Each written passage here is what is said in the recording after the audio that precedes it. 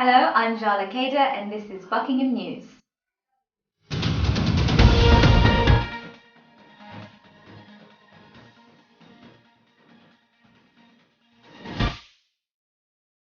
A petition was launched in February gathering 2,182 signatures over major safety concerns regarding the newly developed London Road roundabout. Residents have demanded immediate action to be taken by Bucks County Council to review the safety of the roundabout. Leila Esadine reports. In response to the online petition, the Cabinet Member for Transportation has undertaken a road safety review. However, there is still yet to be a full safety audit, and with the consensus stressing that there is a serious accident waiting to happen, how soon can Bucks County Council act before it's too late? Local residents and council members have been driven round the bend by the slow response from the County Council and are deeply concerned about the lack of action that has been taken. I'm not sure that the County Council have responded with quite the degree of urgency that I would have expected them to do so. I mean, more than 2,000 signatures is a sign of some significant concern. I mean, I've heard people who live across the road over there in Meadway who say all they hear daily now are lots and lots of car horns as people go round the roundabout, beeping at each other to try and keep out of each other's way. So the matter is urgent. I understand, I've not seen any, but I understand there have been some minor knocks on the roundabout, but luckily, fortunately, as yet, nothing serious. But I think unless something's done soon, there will at some point be a serious accident and somebody could be seriously injured or worse. The review identified the following issues: lane markings not installed as per the drawing approved by the County Council, badly worn and faded lane markings, the need for additional lane markings to assist road users with the transition from the old to the new roundabout layout. Since they've taken away the bollards and they've opened the road and they've stopped digging it up, it has actually been fine. The lanes are a little bit confusing, but at least it's not congested anymore.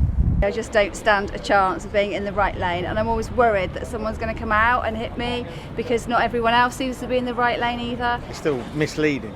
It's just, I can't see how there hasn't been more accidents up there because people go in the long lane and it's not really their own fault. But will the County Council's actions speak louder than their words? In the meantime, it is still early stages for pedestrians and motorists who are still at risk and are awaiting significant changes to be made. This is Leila Esadine reporting for Buckingham News. Late last term, Hairspiration's hair salon opened on campus. After the business failed to receive a £6,000 grant from the SU, there was some debate about whether it would go ahead as planned. Alex de Brouw went down to see the business, which has appeared to have avoided the chop. Buckingham is filled with hair salons and barbers catering to almost every style, but it was only a few weeks ago that students seeking an Afro-Caribbean style started to be catered for. Hairspirations is located on the Hunter Street campus near to Santander. The business was opened by 2 students on the 11th of March, and since then popularity has soared. The salon is open Monday to Saturday, 10 a.m. to 6 p.m, and approximately 10 students pass through the doors every week. Hairspirations have 6 hairdressers ready to make you look fabulous, and it's time for me to see their skills in action. Owner Joy Grant has been recently training at the Hair and Beauty Institute, so Hairspirations can offer customers treatments such as manicures. These services will be available in 2 weeks' time. And hopefully, as long as they keep supporting and knowing that the effort we put in, we did it for every student here, we are happy. As long as they're happy, I'm happy. That's all matters. Well, as it's clear to see, Hairspirations did not disappoint. It's now up to customers to ensure this spark of enterprise stays alive, and that Buckingham is at the cutting edge of hair fashion. This is Alex de Brouw, Buckingham News. Buckingham is the most multicultural university in the UK. In order for its students to express their cultures, societies are set up to represent each nationality. However, with so many minorities, a few students set off to better represent the people. Lisa Collins has the story. With just over 1,500 students hailing from 101 different countries, it's not surprising that there are some students that feel underrepresented. With 73 of these countries having fewer than 5 people at the university, it's no wonder that some students felt something needed to be changed. Enter the North Atlantic Society, set up to represent the minorities of Canada, the United States and other European countries, also encompassing the support of students from the United Kingdom. The Society aims to celebrate traditions from the countries, including Oktoberfest, St Patrick's Day and the 4th of July. The Society held its first event, a meet and greet and sign up for all new members. And of course, there was free pizza. And the North Atlantic Society is for students from those countries where there aren't necessarily many of them. So we've got French people, we've got German people, we've got Spanish people, we've got Americans, but there aren't enough of them to form a society by themselves. The North Atlantic Society is open to all students and has set off to a strong start. We'll have to see if the society will sink or swim. This is Lisa Collins for Buckingham News. In other news, the University of Buckingham has announced that Sir Anthony Selden is set to become the new Vice-Chancellor. Selden is the son of Arthur Selden, CBE, who co-founded the university 40 years ago. He has written and edited over 35 books, including standard works on John Major, Tony Blair, Gordon Brown and David Cameron. He is an honorary historian of Downing Street, with his official history on it being published next year. The sun shone down on Buckingham Town Centre last Sunday as the Town Council hosted its third annual Spring Fair. The event, attended by all ages, was made up of many stalls, all there to share and promote their ideas. The locals gave advice on hobbies such as gardening, knitting and handicrafts. The supermarket war took a turn this week as the market share of Aldi overtook that of Waitrose. The German-owned discounter's market share rose to 5.3%, compared with the middle-class favourite Waitrose's 5.1%. Waitrose has been in the centre of Buckingham since 2008.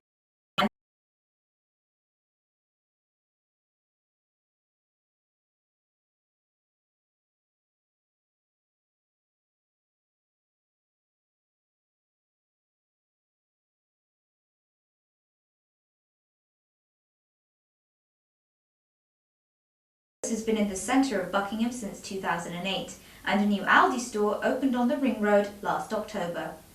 And now over to our politics show with Dan Morris.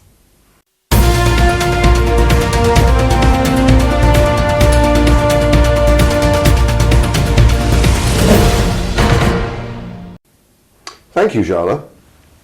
This week we have continued our polling of Buckingham students to assess their voting intentions. Federica Battiato has more. This week we have continued our polling of students in order to assess voting intentions. Our new poll shows that 40% of students intend to vote for the Conservatives and that 27% plans on voting for Labour.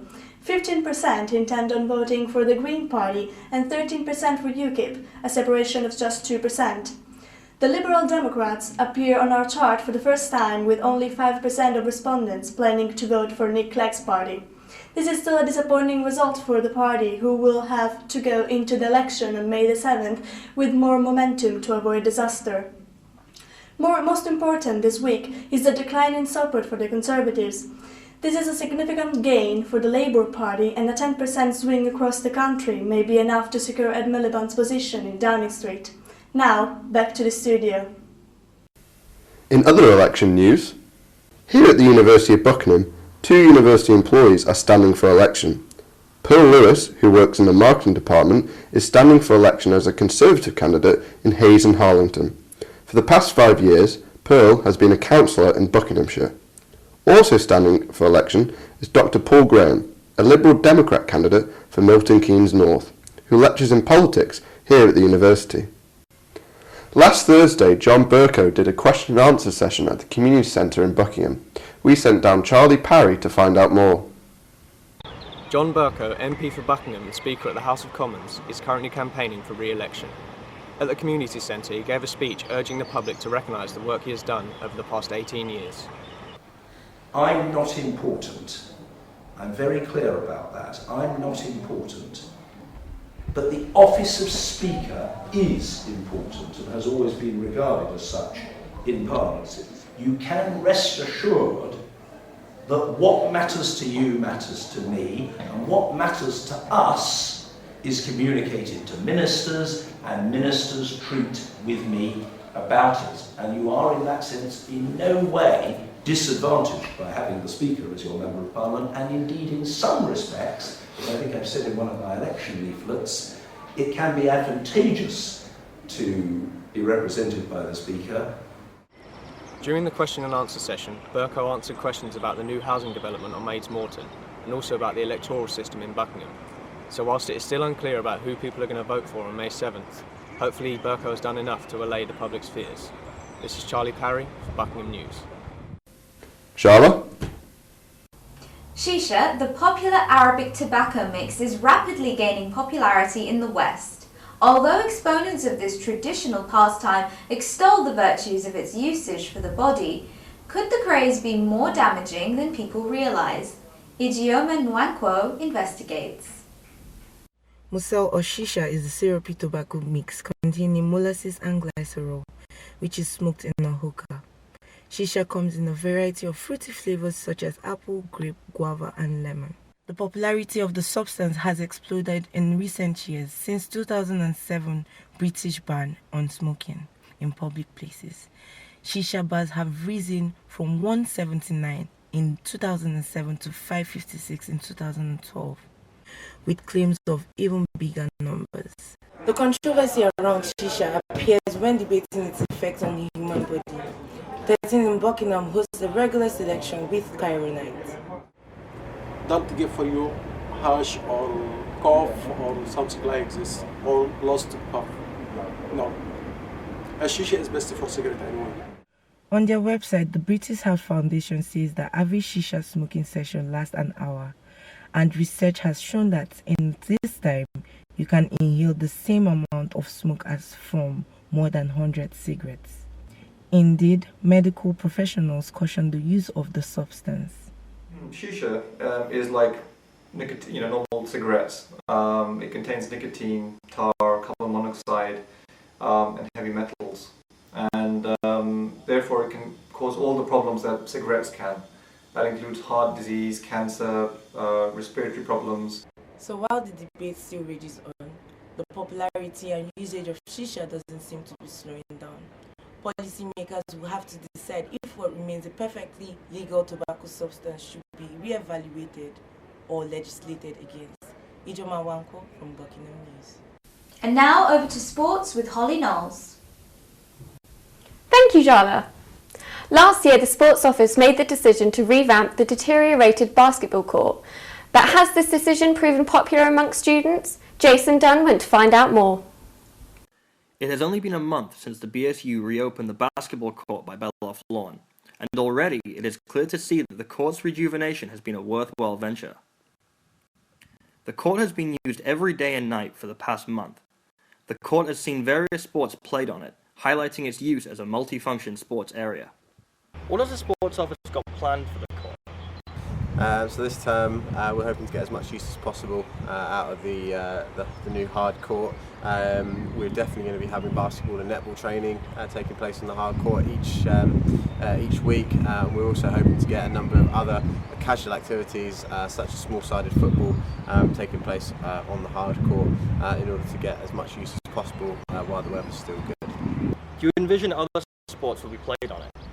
I hope so, and I hope that students will come up with some kind of clever and different sports that we perhaps haven't thought of before in the past, that they want to try out and introduce to the UK.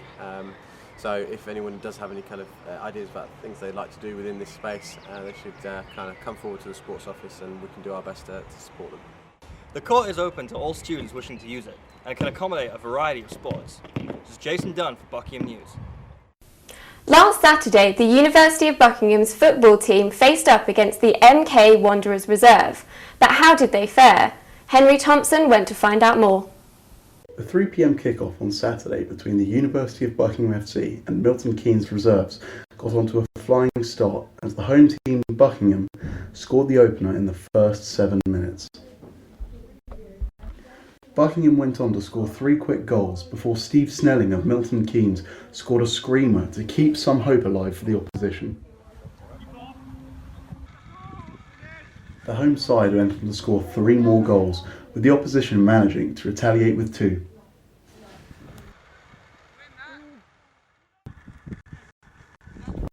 Buckingham dominated most of the game, but Milton Keynes attempted the seemingly impossible task of scoring 3 goals in the closing 10 minutes and almost orchestrated a comeback. Buckingham, however, was able to calm their nerves and were able to secure a 7-6 victory. This is Henry Thompson, Buckingham News.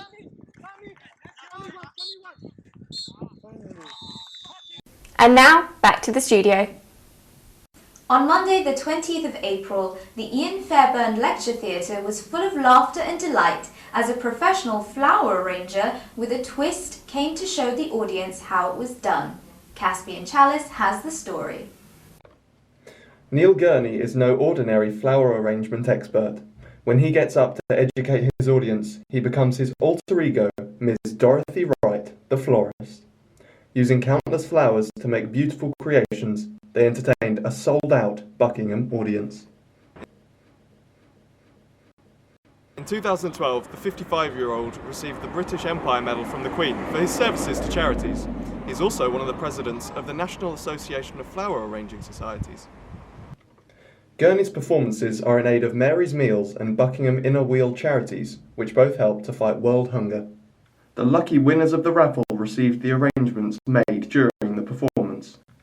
I feel strongly about most charities because I feel that the government could help more with charities than whatever we do.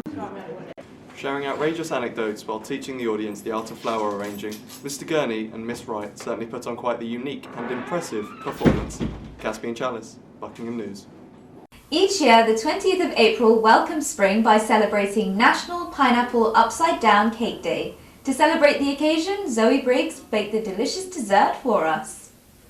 In celebration of National Upside Down Cake Day, be prepared to turn topsy-turvy with our delicious pineapple upside down cake. For this dish, you would need 150 grams of butter, 2 large eggs, 100 grams of self-raising flour, 4 grams of baking powder, 10 glacé cherries, 5 milliliters of vanilla extract, 50 grams of light brown sugar, and 100 grams of golden castor sugar, with a tin of pineapple fruit.